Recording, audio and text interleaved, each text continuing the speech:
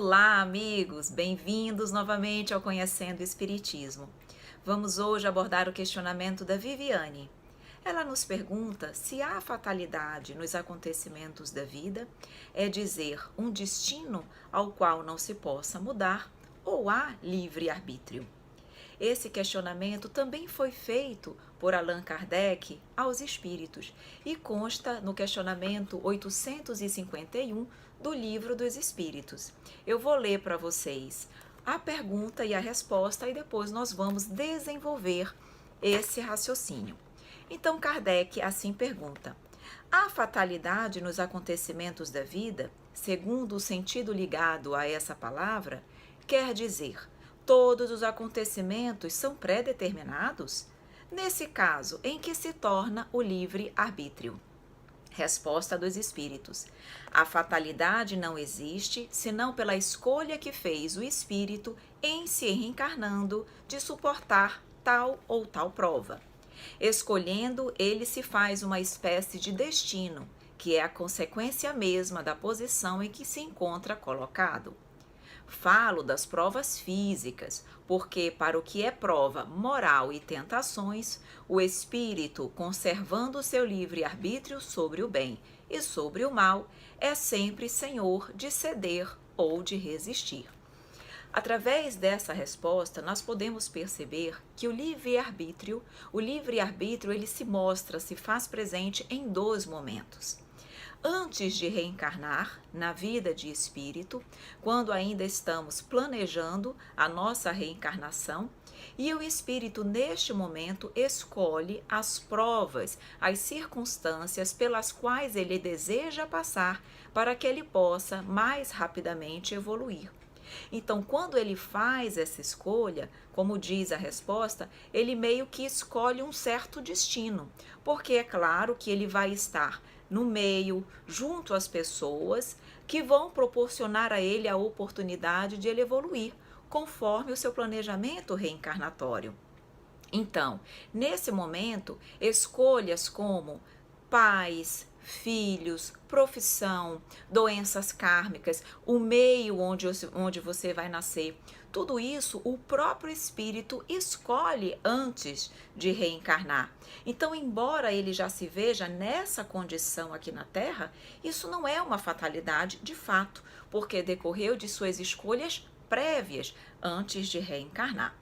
Evelyn, e existe alguma situação onde o espírito não participa da escolha das suas provas ou ele sempre participa? Normalmente participa, mas há situações onde os espíritos estão muito desequilibrados, muito sentimentalmente falando, incapazes de participar da escolha das suas provas, como se eles fossem crianças espirituais. E o Pai, por misericórdia, por amor, auxilia-os nesse processo, escolhe para eles as condições necessárias para a sua evolução, sempre objetivando um fim útil. É como uma criança muito pequena, onde os pais não podem permitir que ela ainda faça tudo o que deseja. Eles precisam conduzi-la, senão ela pode se machucar e se prejudicar.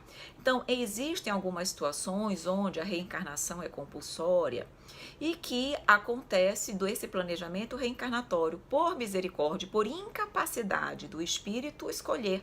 A espiritualidade superior o faz. Mas a grande maioria de nós encarnados já temos condições de participar das nossas escolhas. Então, a condição em que nos encontramos hoje aqui decorre das nossas escolhas pretéritas.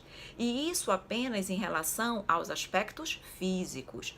Por quê? Porque os aspectos morais, as tentações, isso aí nós vamos ter o livre-arbítrio sempre.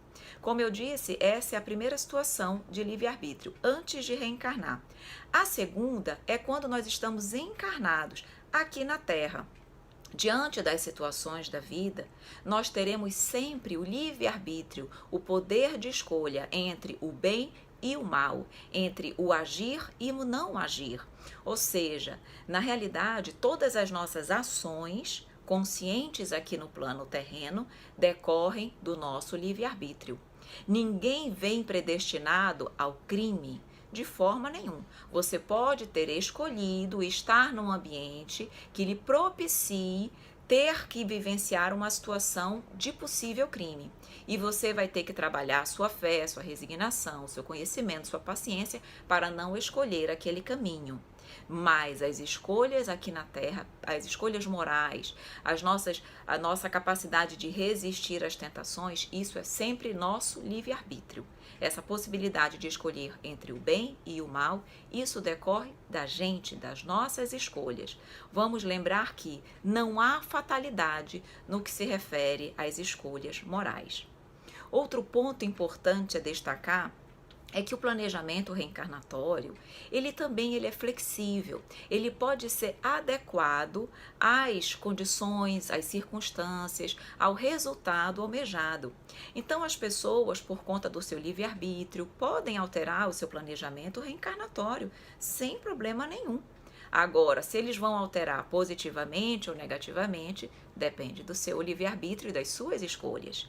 E a própria espiritualidade também pode flexibilizar um pouco esse planejamento reencarnatório, objetivando o bem que poderá resultar a algumas pessoas. Por isso que a espiritualidade superior, ela nos informa que a fatalidade de fato só existe quanto ao momento de nós aparecermos ou desaparecermos da Terra, que está lá na pergunta 853 do Livro dos Espíritos. A verdade, meus amigos, é que antes de reencarnar, nós normalmente solicitamos a aproximação de antigos algozes, o cálice das provas que nós falhamos em vidas passadas, objetivando, através da fé, da resignação, da paciência, conseguir a cultura santificante do amor. Mas quando aqui chegamos, esquecemos tudo.